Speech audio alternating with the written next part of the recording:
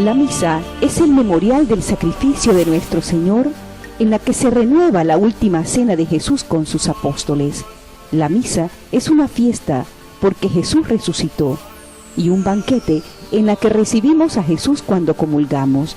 Participemos con alegría de la Santa Misa.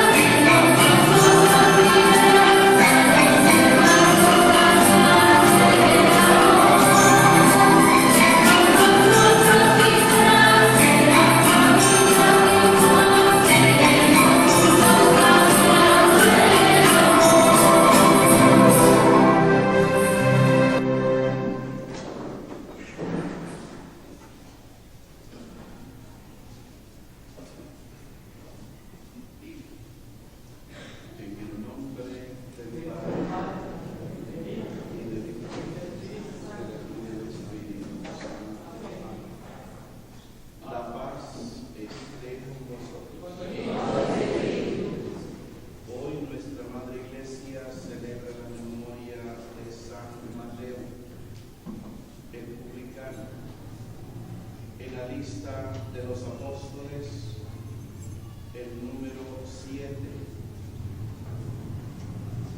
Vamos a disponernos a este encuentro como resucitado, poniendo en primer lugar las intenciones de esta Eucaristía.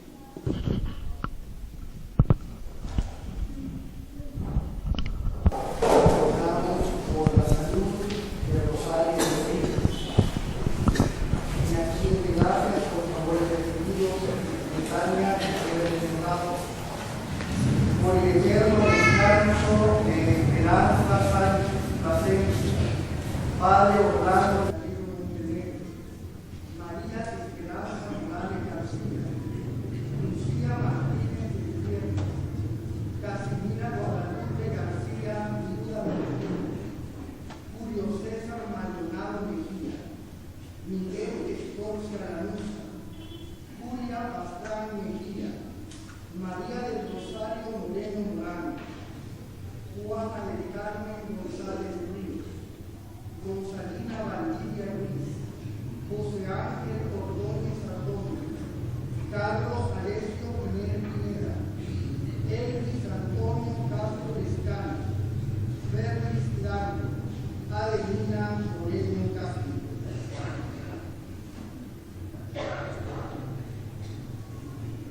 Y antes de celebrar estos sagrados misterios, reconozcamos únicamente nuestros pecados.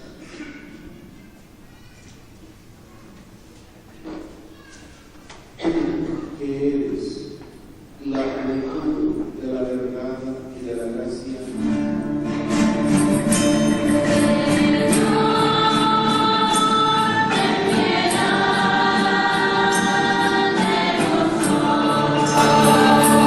Ten piedad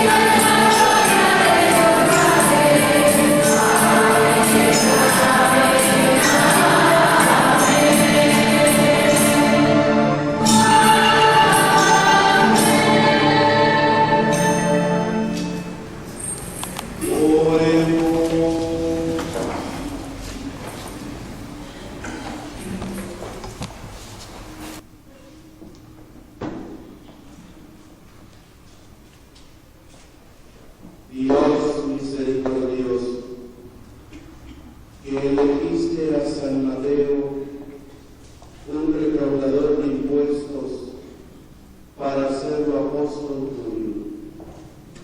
Ayúdanos por su intercesión a cumplir nuestras responsabilidades en esta vida como verdaderos apóstoles de Cristo, que vive y reina contigo en la unidad del Espíritu Santo, y es Dios por los siglos de los siglos. Amén.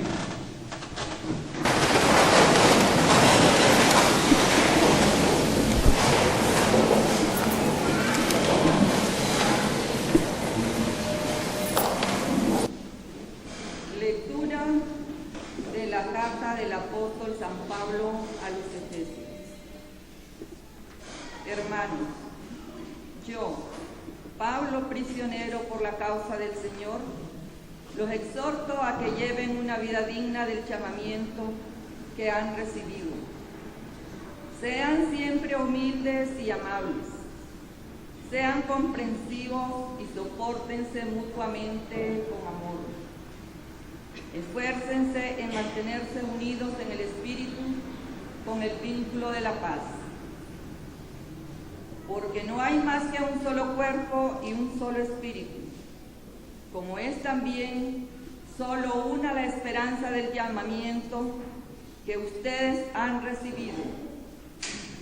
Un solo Señor, una sola fe, un solo bautismo, un solo Dios y Padre de todos, que reina sobre todos, actúa a través de todos y vive en todos.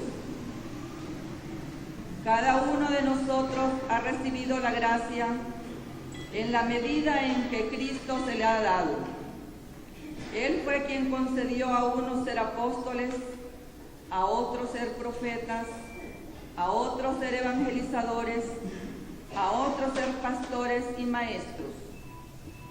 Y esto para capacitar a los fieles a fin de que, desempeñando debidamente su tarea, construyan el cuerpo de Cristo hasta que todos lleguemos a estar unidos en la fe y en el conocimiento del Hijo de Dios, y lleguemos a ser hombres perfectos, que alcancemos en todas sus dimensiones la plenitud de Cristo.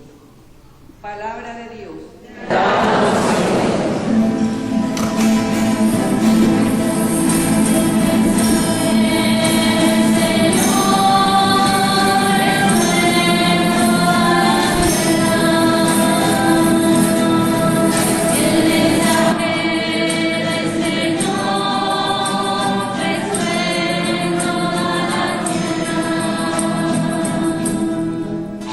Los cielos proclaman la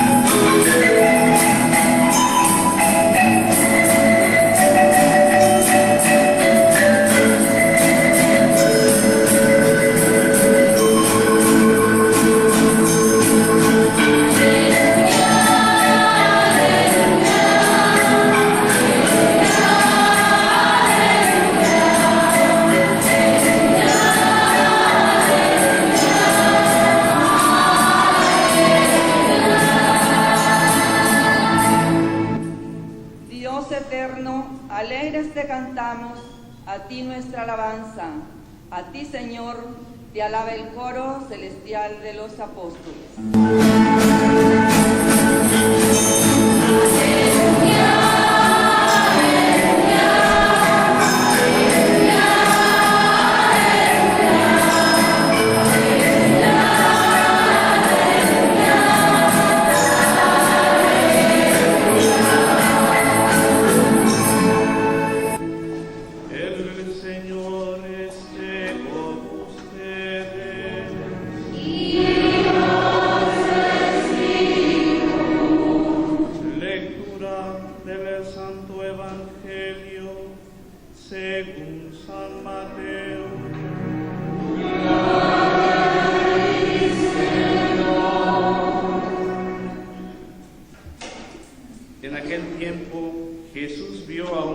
Llamado Mateo, sentado a su mesa de recaudador de impuestos, y le dijo: sígueme.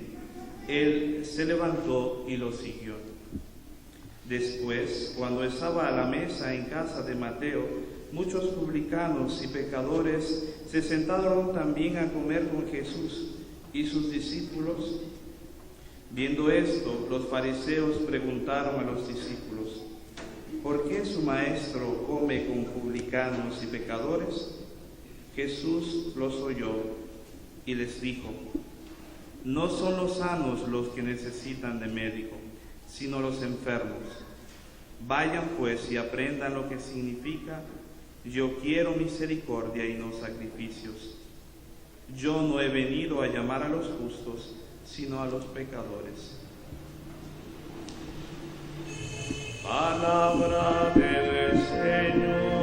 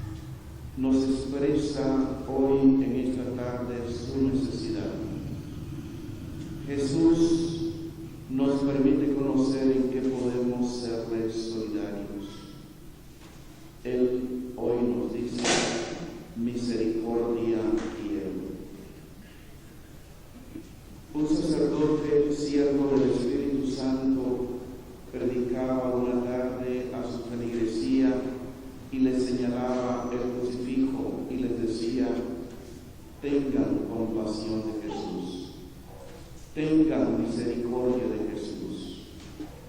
De esta manera convidaba a sus oyentes a convertirse de una vez por todas para no crucificarlo más con nuestros pecados y no abrir más sus heridas con nuestras resistencias e indiferencias.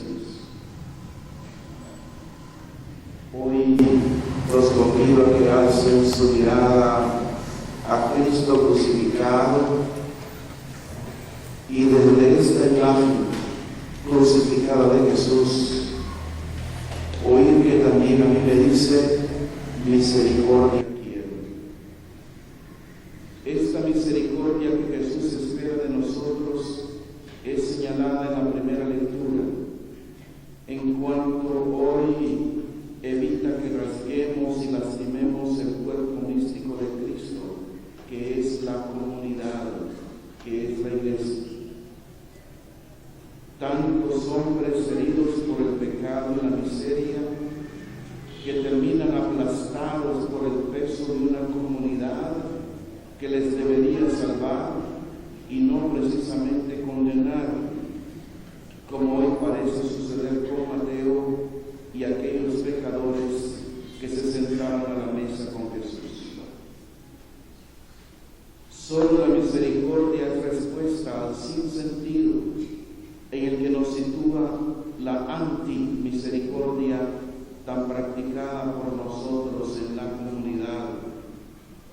Y por ello, con un ruego, San Pablo nos expresa: sean siempre humildes y amables, sean comprensivos, sobrellévense mutuamente con amor, esfuércense en mantener la unidad del Espíritu con el vínculo de la paz. Cuántos rumores se han suscitado a raíz de este cambio, que si corren al Padre, que si esto, que si el otro. Y todas esas cosas, en lugar de traer paz a la comunidad, traen división. Y espero que el Padre Raúl no comience su servicio teniendo que vencer ánimos hostiles por esta maledicencia, no tener misericordia. 13 años ha pasado entre nosotros en esta parroquia, el Padre Rigoberto, y no por nada contrario a su ser sacerdotal y su ser misionero es relevante. Es ley de la vida. Ninguno de nosotros somos columna de iglesia. A mí como obispo ya me quedan jurídicamente apenas 9 años máximo. Y vendrá otro. Yo estoy en obligación de poner mi carta divisoria al llegar a cierta edad, y el Santo Padre no está obligado a recibir la petición, pero sí tiene el derecho de hacer los cambios cuando quiere, como quiere y a donde quiere. Estamos justamente a su servicio. Y así es en la iglesia. Por eso hacemos mal cuando se dan estos cambios y comienza la lengua y la mente calenturienta a decir cosas que dañan y rasgan a la comunidad. Porque ha durado 3 años en cambio. Ustedes saben que la parroquia, tanto esta del Calvario como de Guadalupe, ha sido confiada en la Fraternidad de Misioneros de la Cruz. Y según el Código de Derecho Canónico, quien nombra destina al hermano miembro de la comunidad a hacer la función de párroco es la fraternidad, es la comunidad religiosa que está detrás. Naturalmente se coloca el rostro de una persona. Ha llegado un momento en que la fraternidad me dice: queremos relevar, poner a otro hermano en el libro. Y por eso lo aceptamos y le damos, ampliando el trabajo, otra función al Padre Roberto. Y el fin de todo es, hermanitos, que vayamos a lo fundamental.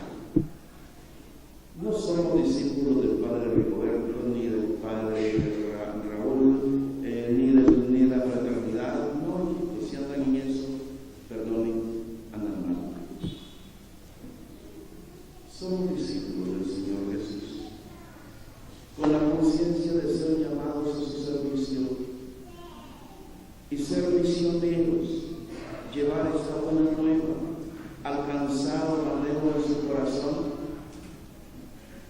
y por ese amor que ha descubierto, deja todo. Marcos dice, Eufis, inmediatamente, sin estarlo pensando, deja todo y se va tras el Señor Jesús. Quiero reflexionar, he considerado conveniente reflexionar en esta tarde, en ocasión de este cambio de guardia en la parroquia, sobre una figura que resume mejor que ninguna otra, hasta mejor que Mateo, el camino que Jesús hace recorrer a sus discípulos para convertirlos en evangelizadores. Y no porque no haya hecho camino Jesús con Mateo, lastimosamente los textos sagrados no nos traen mucha información. De quien nos trae abundante información es sobre el primero de la lista. Ya saben ustedes cuál es, Pedro. Permítanme, solo como flashazos, tocar dos puntos principales en la vida de Pedro y su relación con Jesús, porque nos refleja a nosotros. Su llamada al discipulado la tenemos en Lucas 5, del 1 al 11. El telón de fondo de la escena es una gran multitud que escucha a Jesús, que está a orillas del lago. Jesús ve dos barcas de las que ya han salido los pescadores que se han puesto a repasar las redes. Con gran libertad y seguridad, como si fuera de la familia, sube a una de esas barcas, la de Pedro. Le pide que la retire un poco de la orilla y sentándose se pone a enseñar. Podemos imaginar los sentimientos de Pedro. Ciertamente se siente orgulloso de que su barca, la de Pedro, de Cafarnaúm, sea la elegida. No soy el peor del pueblo, piensa en sus adentros. Seguro que Jesús ha visto en mí a una persona modesta, pero digna de ser encumbrada. Pedro, pues, vive un momento de euforia. Pero enseguida le aguarda una sorpresa.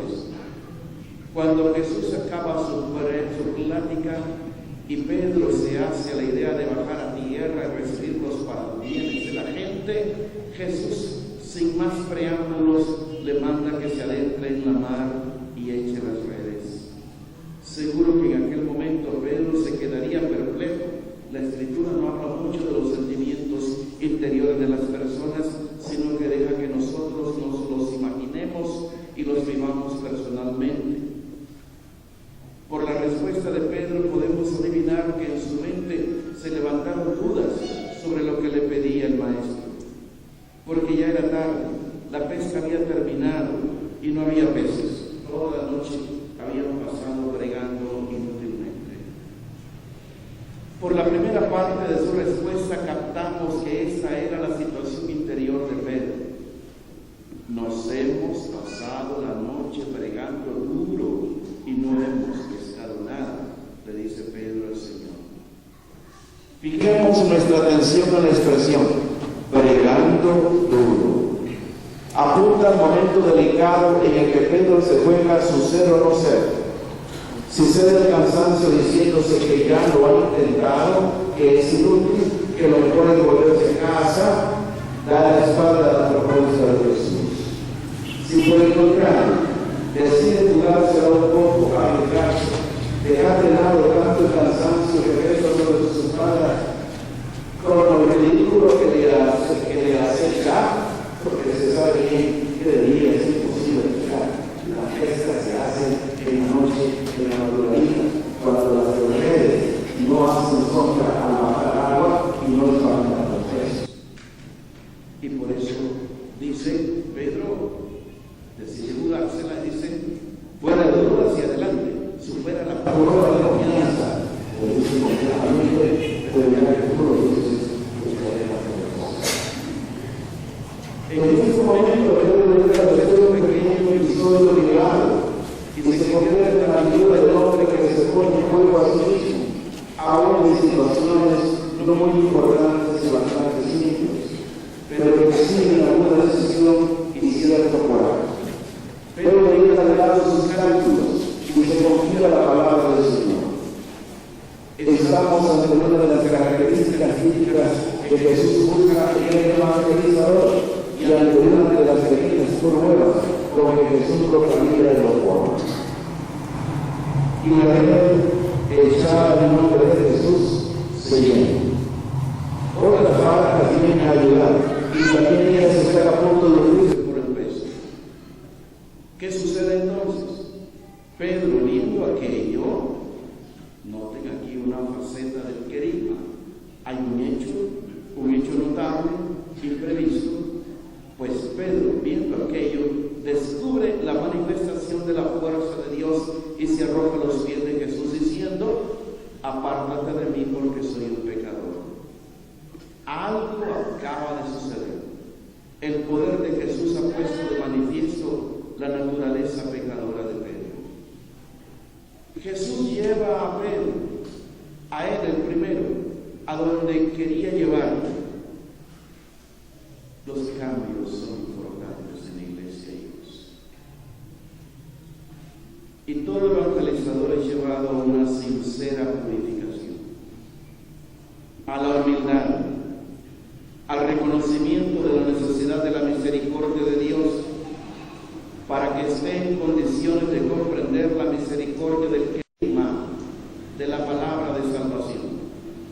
Y lo lleva de esa forma tan humana, tan libre, tan sin complicaciones. El episodio termina con un último vuelco de la realidad.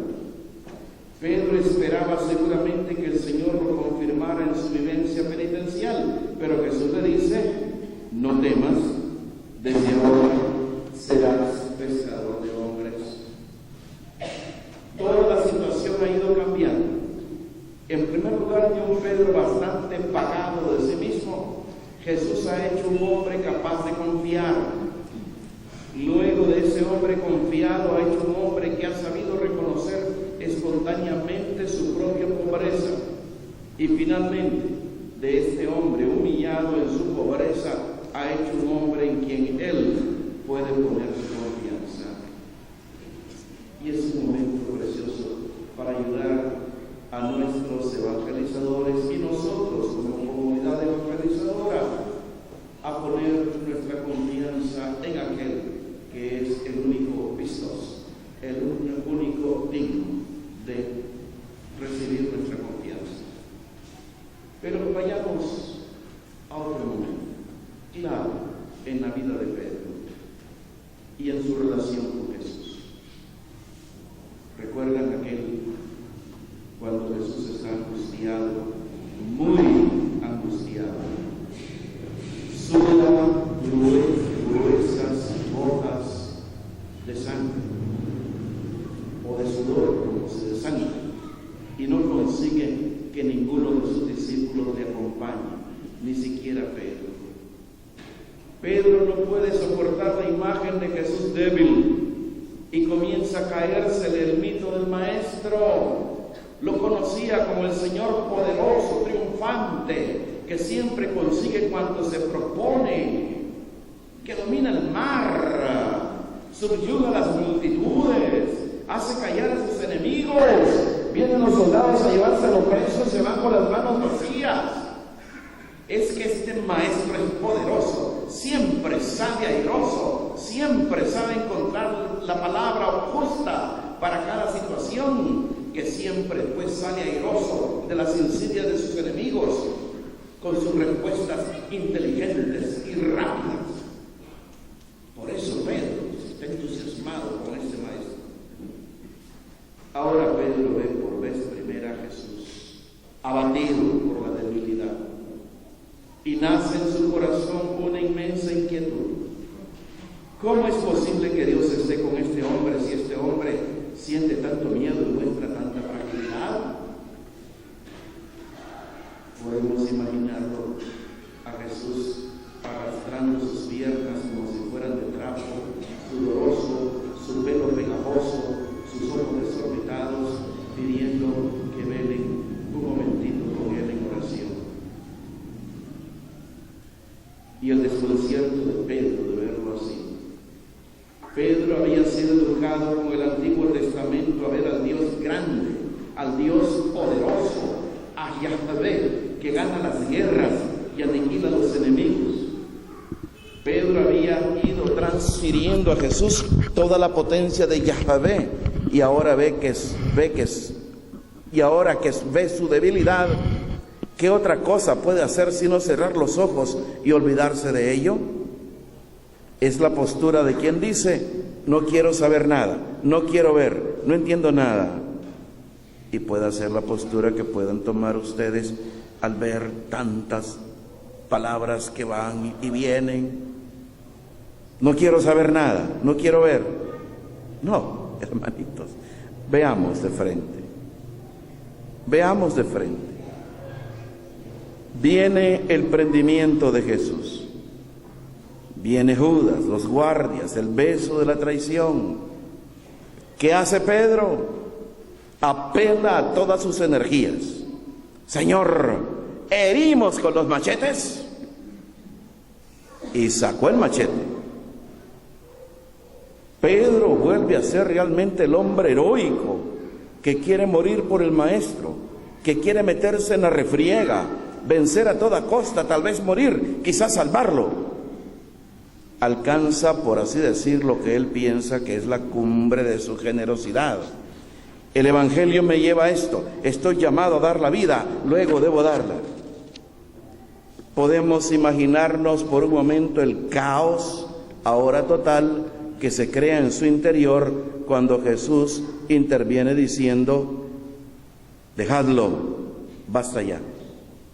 Su idea de Dios salta en pedazos. Dios ya no es poder, ni bondad, ni justicia. No interviene para salvar a Jesús.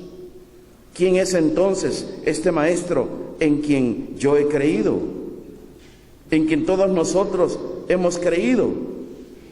Y Pedro cae en una tremenda confusión interior que nos ayuda a comprender perfectamente sus posteriores negaciones. Yo no conozco a ese hombre. Y tenía razón. Pero con todo, Pedro se va tras el maestro, pero de lejitos. Le sigue porque le ama, sí le ama. Y él se lo va a decir por 3 veces. No voy a comentar ese preciosísimo pasaje de la triple confesión de amor. Cuando Jesús le pregunta: Simón Bar-Jona, agapasme. Simón, hijo de Juan. Traducimos en castellano: me amas, pero se pierde toda la fuerza del verbo agapao. Me amas a mí por encima de todas las cosas, con toda tu alma, con toda tu mente, con todo tu corazón. Eres benevolente en tu amor para mí, aunque yo te haya fallado según tus criterios. Pedro no se atreve a decirle de la misma manera. Le dirá: Kyrie, Señor, si oidas joti, filó, sé, no dice agapó. Tú sabes, Señor, que te soy amigo. Que te soy amigo. Le responde en otro nivel. Y por 3 veces Jesús le pregunta: pero bien, no me detengo en el pasaje, no es mi objetivo. Quiero justamente mostrarle el alcance salvífico de las negaciones de Pedro, de su apostasía. Sigue, le decimos, al Señor de lejos, porque ya no es capaz de pronunciarse abiertamente a su favor, aunque no lo entiende. Pero en resumidas cuentas, ¿qué quiere este maestro? Y se produce la primera pregunta. También ese estaba con él, y Pedro lo negó diciendo: no lo conozco, mujer. En realidad la negación, no lo conozco, responde a la verdad en la mente de Pedro, porque Jesús ya no es aquel en quien él creía, es decir, un líder, un jefe, un triunfador, un hombre que sabe superar las situaciones adversas. Ya no conoce, no comprende a este hombre abandonado al poder de los enemigos. Ya no sabe qué quiere aquel Jesús que se ha desenmarcado por completo de los esquemas mentales precedentes.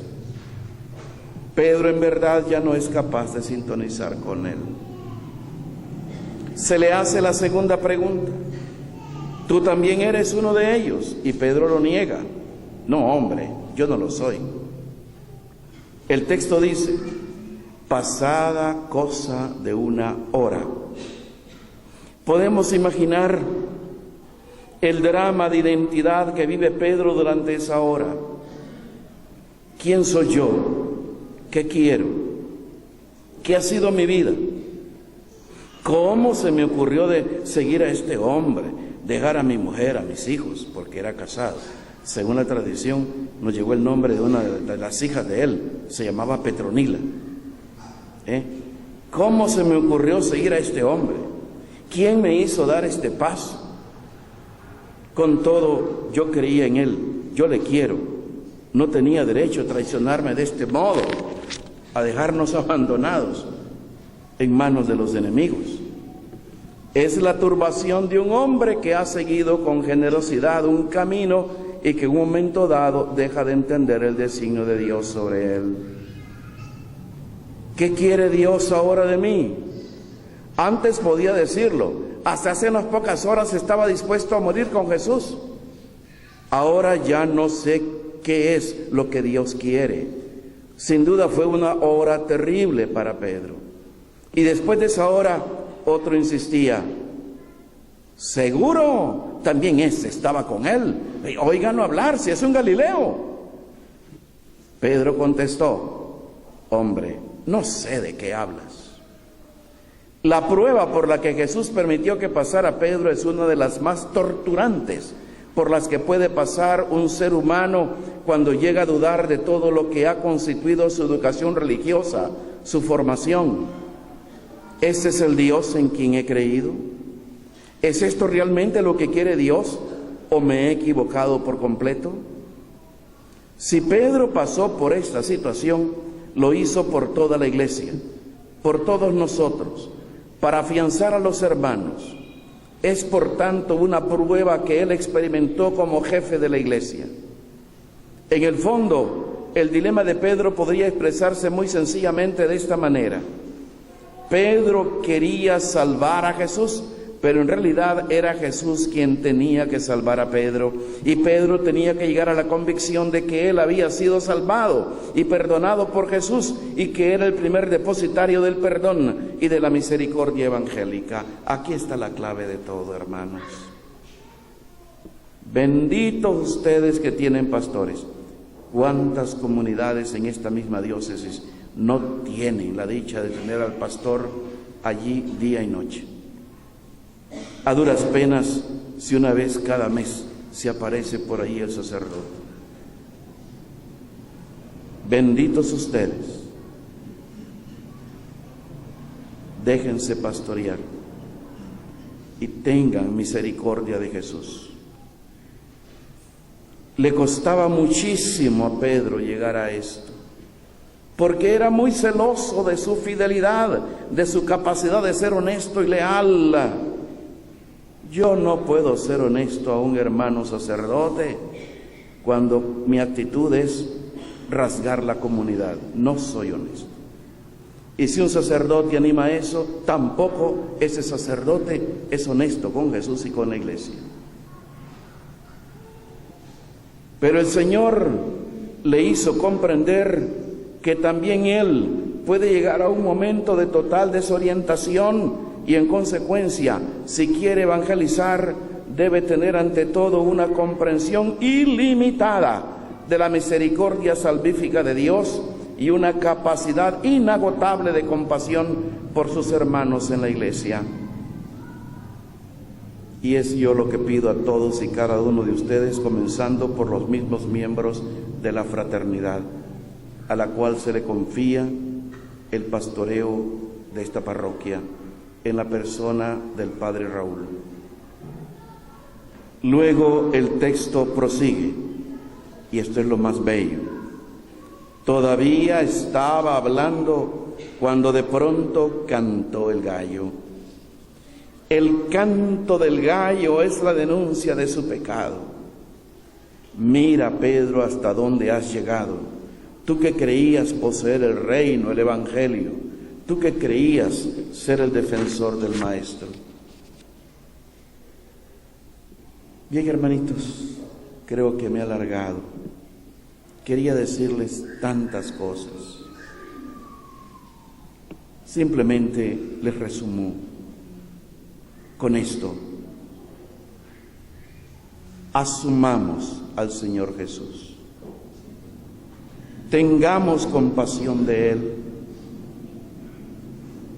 No permitamos que una mentalidad del mundo penetre en nuestras pequeñas comunidades y penetre en nuestro corazón, que el mundo tiende a contraponer a las personas.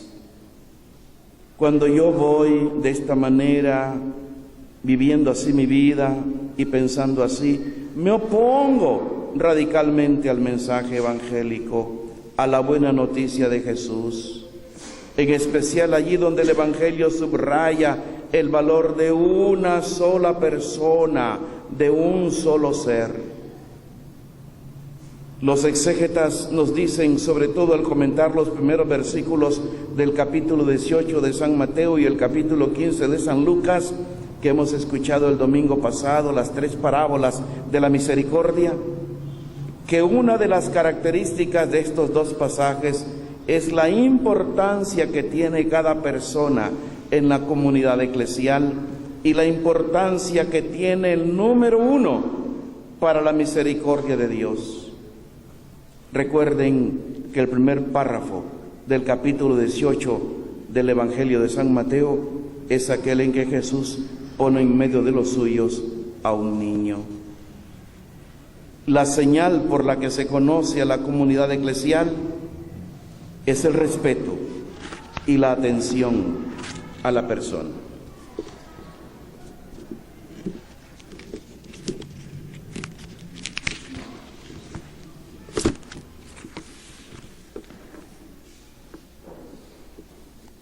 Lea el comunicado.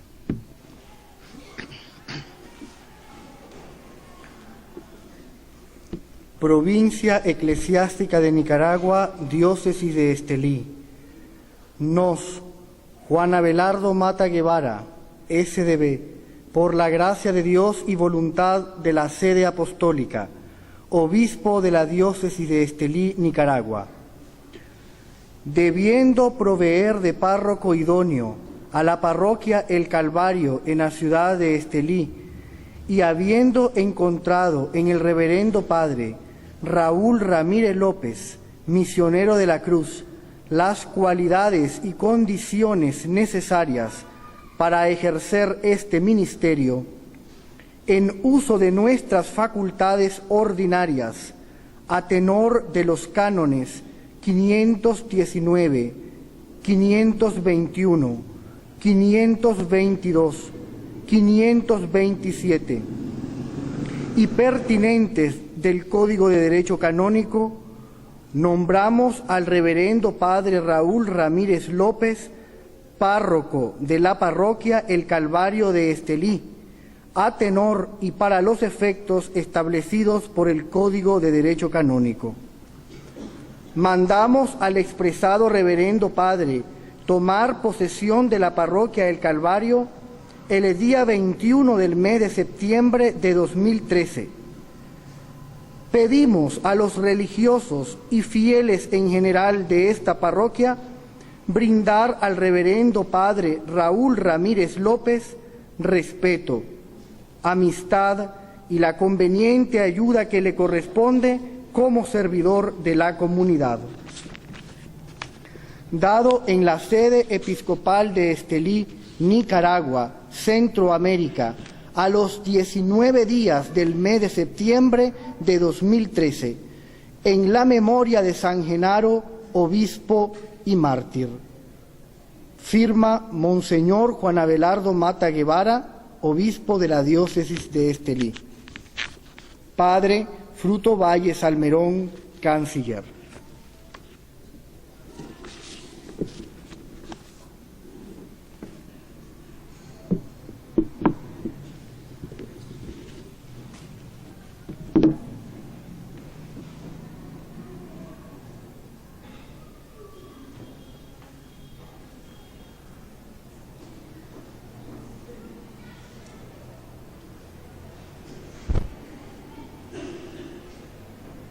Bien, vamos a pedirle al Padre Raúl que pase aquí frente al altar de nuestro señor obispo.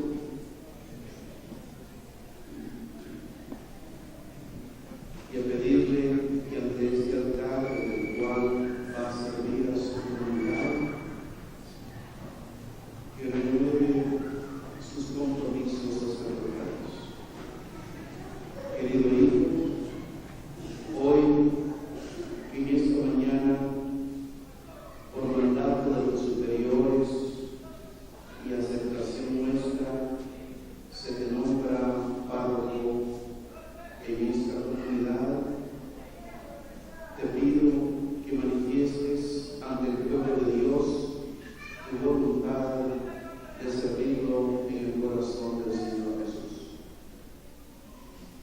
¿Estás dispuesto a desempeñar siempre el ministerio sacerdotal en el grado de presbítero como un colaborador del orden episcopal, apacentando el rebaño del Señor y dejándote guiar por el Espíritu Santo? Sí, estoy dispuesto. ¿Estás dispuesto a presidir fielmente la celebración de los misterios de Cristo para la alabanza de Dios y santificación del pueblo cristiano según la tradición de la Iglesia? Sí, estoy dispuesto. Realizarás el ministerio de la palabra, preparando la predicación del Evangelio y la exposición de la fe católica con dedicación y sabiduría. Sí, con la gracia de Dios. ¿Quieres unirte cada día más a Cristo, sumo sacerdote, que por nosotros se ofreció al Padre como víctima santa, y con él consagrarte para la salvación de los hombres? Sí, quiero. ¿Prometes, Raúl, obediencia y respeto a mí y a mis sucesores? Sí, prometo. Dios, que comenzó en ti la obra buena, él mismo la lleve a término.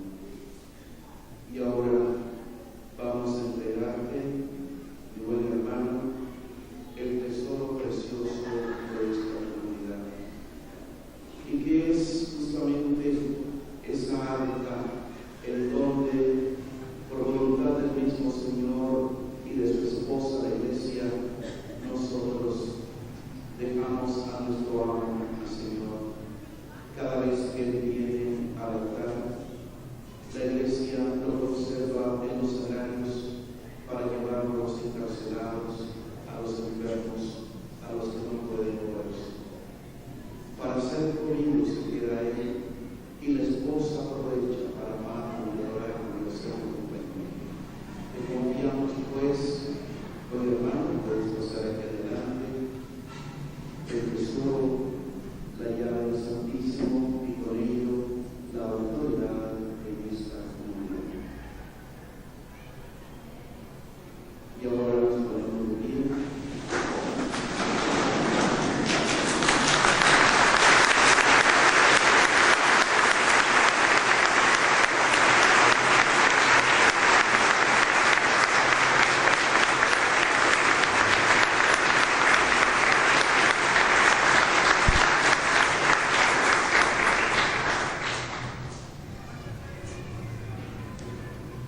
Y al mismo tiempo intercedemos por el ministerio del Padre Raúl y su equipo de trabajo, por los miembros de la fraternidad. También bendecimos al Señor por el bien que el Padre Roberto ha pasado haciendo en estos 13 años en esta comunidad parroquial. Ponemos las intenciones.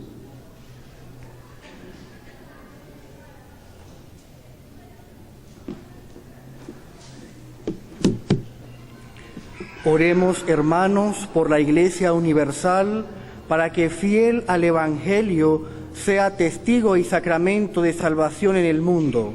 Roguemos al Señor.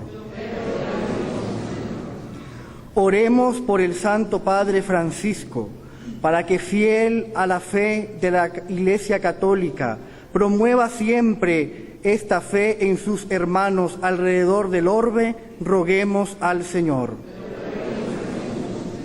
Roguemos por todos los misioneros que sufren persecución, hambre y enfermedad, para que, fortalecidos con la gracia del Espíritu Santo, sean fieles testigos del poder del Evangelio. Roguemos al Señor. Oremos por el nuevo párroco que ha sido nombrado en esta comunidad, para que, con la gracia y la ayuda del Espíritu Santo, dé testimonio de fe a la feligresía. Roguemos al Señor. Roguemos por nuestro segundo sínodo diocesano, para que el Espíritu Santo derrame abundantes gracias. Roguemos al Señor. Depositemos de manera particular las necesidades de nuestro obispo, Monseñor Juan Abelardo, para que con su testimonio y predicación siga fortaleciendo nuestra fe. Roguemos al Señor.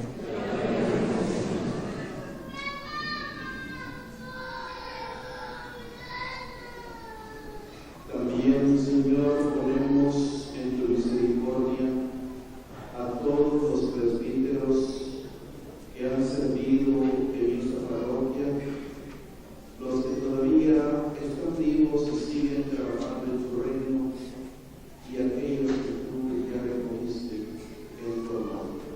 Roguemos al Señor.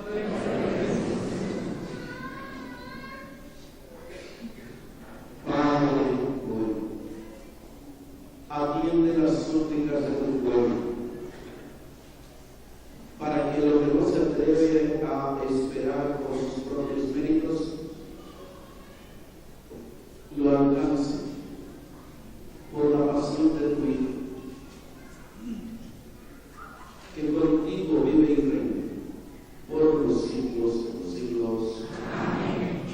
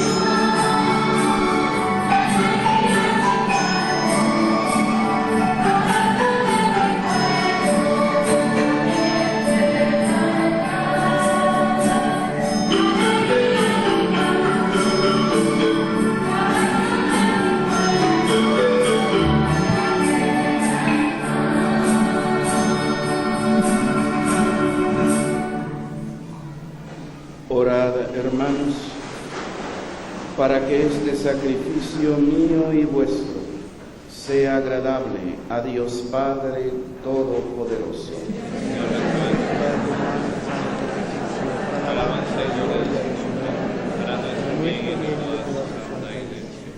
Acepta, Señor, los dones que te presentamos en la fiesta del apóstol y evangelista San Mateo, y como fruto de esta Eucaristía, concede a tu Iglesia mantenerse fiel al Evangelio predicado por los apóstoles. Por Jesucristo nuestro Señor. El Señor esté con vosotros. Levantemos el corazón.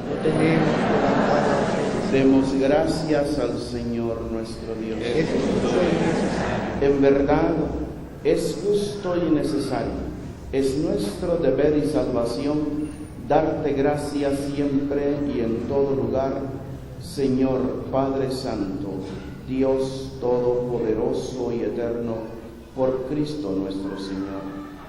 Porque cimentaste tu Iglesia sobre la roca de los apóstoles, para que ella fuera en el mundo signo permanente de tu santidad y anunciara a los hombres tu mensaje de salvación. Por eso, con todos los ángeles y llenos de profunda devoción, te alabamos, ahora y siempre, diciendo: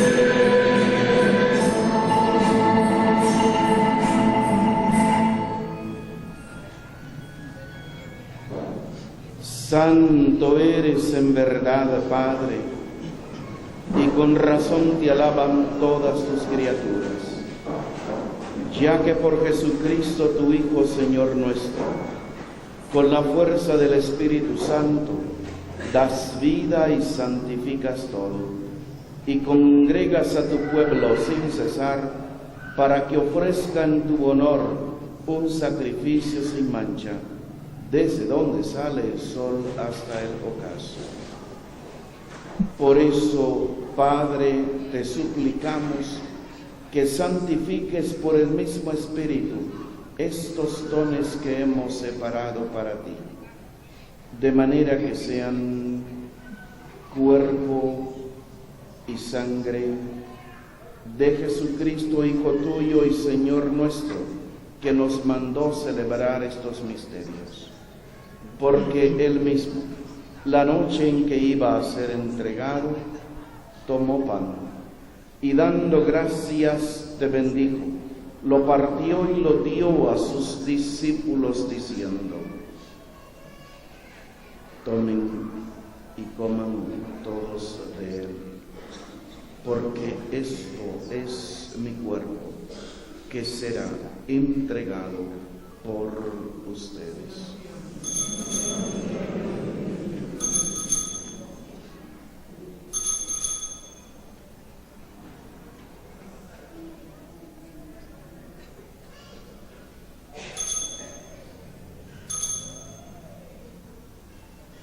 Del mismo modo, acabada la cena, tomó el cáliz. Dando gracias, te bendijo y lo pasó a sus discípulos diciendo: tomen y beban todos de él, porque este es el cáliz de mi sangre, sangre de la alianza nueva y eterna, que será derramada por ustedes y por muchos para el perdón de los pecados. Hagan esto en conmemoración mía.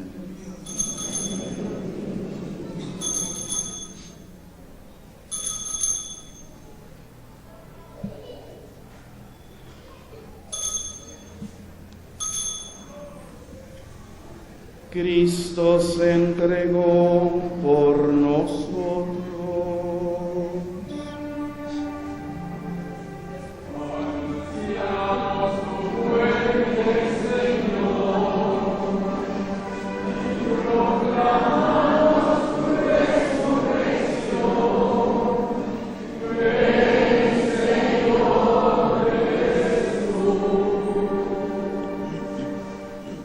Así pues, Padre, al celebrar ahora el memorial de la pasión salvadora de tu Hijo, de su admirable resurrección y ascensión al cielo, mientras esperamos su venida gloriosa, te ofrecemos en esta acción de gracias el sacrificio vivo y santo.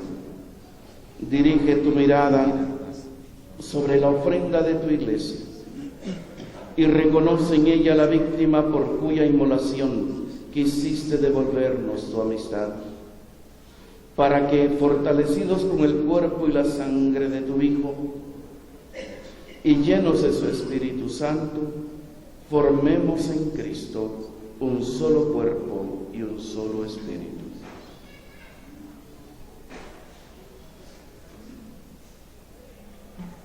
Que Él nos transforme en ofrenda permanente, para que gocemos de tu heredad junto con tus elegidos, con María, la Virgen Madre de Dios, su esposo San José, San Mateo Apóstol y demás apóstoles, los mártires y todos los santos por cuya intercesión confiamos obtener siempre tu ayuda.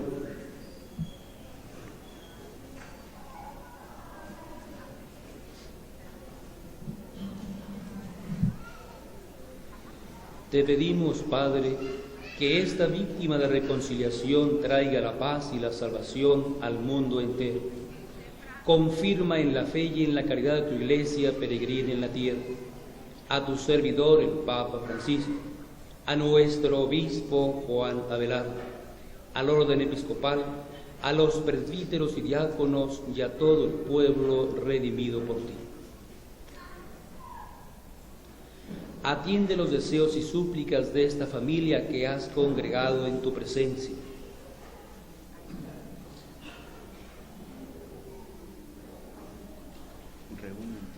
Reúne en torno a ti, Padre misericordioso, a todos tus hijos dispersos por el mundo, a nuestros hermanos difuntos, a quienes llamaste de entre nosotros a tu presencia. Te pedimos por Esperanza Sánchez Plasencia, Padre Orlando Calero Montenegro, María Esperanza Morales García, Lucía Martínez de Gutiérrez, Casimiro Guadalupe García, viuda de Rodríguez, Julio César Maldonado Mejía, Miguel Escorcia La Luz, Julia Pastora Mejía, María de Rosario Moreno Morán, Juana del Carmen González Ríos, Gonzalina Valdivia Ruiz, José Ángel Ordóñez Sardón, Orlando Eliseo Pinel Pineda, Elvis Antonio Castro Lescano, Adelina Moreno Castillo. Concédeles, Padre, que así como han compartido la muerte de Cristo, compartan también con Él la gloria de la resurrección, y cuéntalos entre tus elegidos. Por Cristo Señor nuestro, por quien concedes al mundo todos los bienes.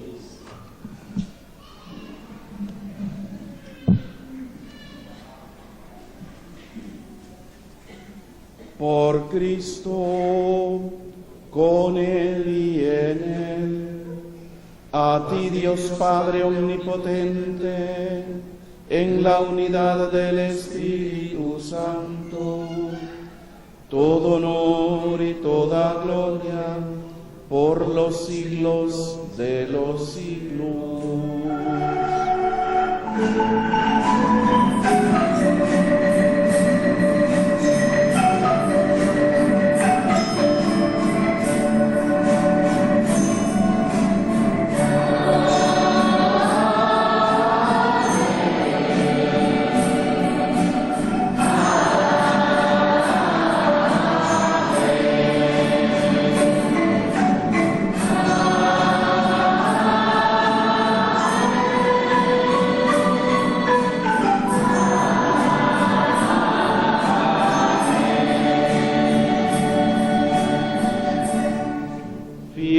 A la recomendación del Salvador y siguiendo su divina enseñanza, nos atrevemos a decir: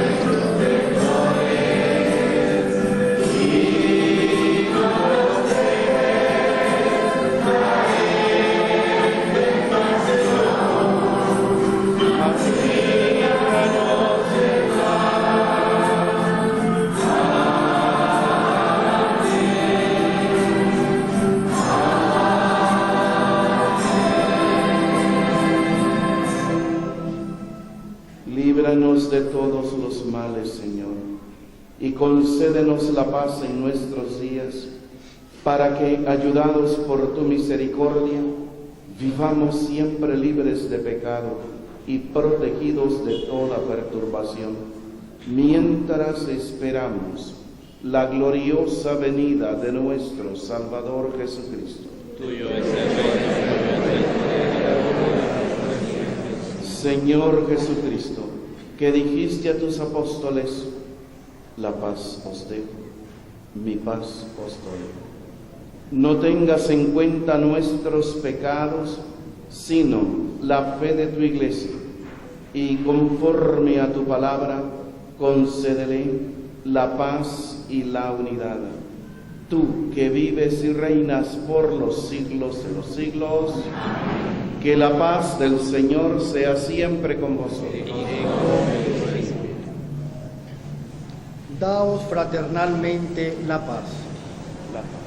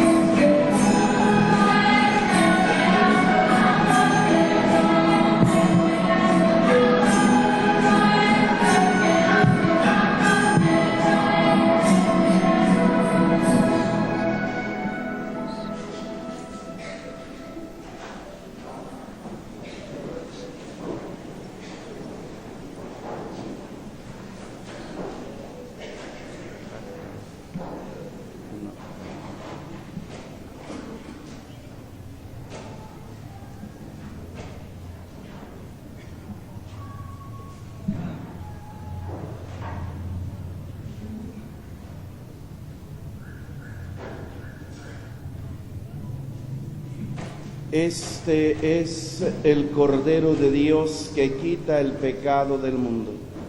Dichosos los llamados a la cena del Señor. Señor, yo soy digno que entras en la palabra para la paz.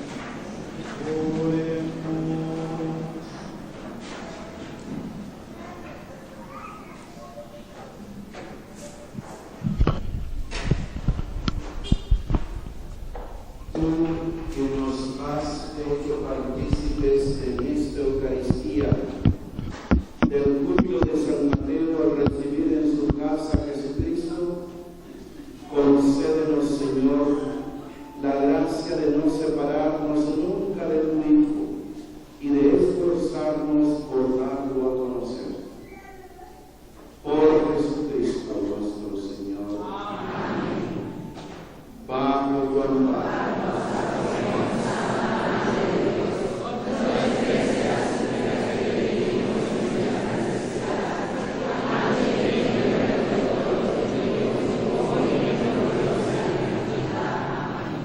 Y antes de dar la bendición final, convido a los señores diáconos y presbíteros que la den también con el obispo. Permítanme recordar algunas cosas básicas en la vida de la parroquia. El nuevo párroco dará su consejo a su debido tiempo. Tiene mínimo 3 meses, máximo 6 para terminar. Con esto que estoy diciendo, todos los cargos y servicios pedidos por el párroco anterior y personas que han sido asignadas para ello, todo eso queda ya cesante. Únicamente los ministerios siguen en pie, porque no los da el párroco, los da el obispo. ¿Y a qué me refiero ministerios?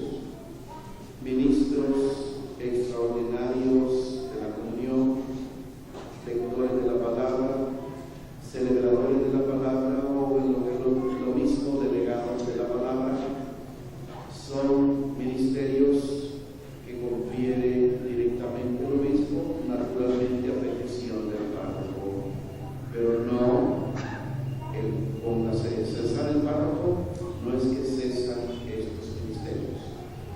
Ya el párroco hará la evaluación en base también a lo recibido por el párroco anterior para ver si alguien es digno de seguir ejerciendo ese servicio.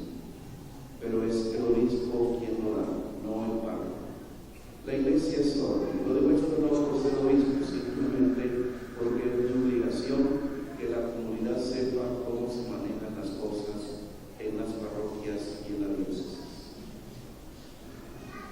El Señor esté con vosotros. Sea bendito el nombre del Señor. Nuestro auxilio es el nombre del Señor. Que la paz de Dios, que sobrepasa todo anhelo y esfuerzo humano, custodie vuestro corazón y vuestra inteligencia en el amor y conocimiento de Dios y de su Hijo Jesucristo nuestro Señor. Y la bendición de Dios Todopoderoso, del Padre, del Hijo y del Espíritu Santo, descienda sobre nosotros.